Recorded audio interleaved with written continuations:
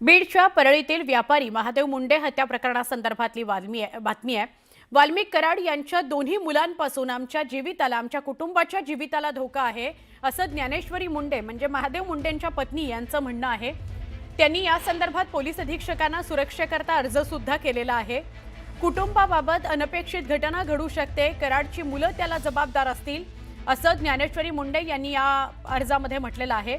अर्जामध्ये सुशील कराड आणि गणेश कराड यांच्या नावाचा उल्लेखही केलेला आहे। एका अनोळखी मुलाकडून महादेव मुंडेंच्या मुलाला शिवीगाळ सुद्धा करण्यात आली। हत्या प्रकरणाचा तपास सुरू असताना कुटुंब सध्या दहशतीखाली आहे, असं ज्ञानेश्वरी मुंडे यांचं म्हणणं आहे। की आम्हाला ह्या परिवारापासून धोका होऊ शकतो वाल्मिक कराडच्या, म्हणून आम्ही SP सरांना त्या बाबतीत पत्र दिलं आणि त्यामध्येच तो प्रकार घडून गेला। माझ्या मुलाला एका अनोळखी व्यक्तीनं म्हणजे मुलाने आडून माझ्या मुलाला शिवीगाळ करून त्याच्या हातातल्या कडा फेकून मारलं। गोट्या की ते बाबत एकच मागणी आहे की हा संशयित जो आरोपी आहे त्याला तात्काळ अटक करणं गरजेचे आहे, कारण त्याच्यापासून बी आमच्या परिवाराला धोका निर्माण होऊ शकतो।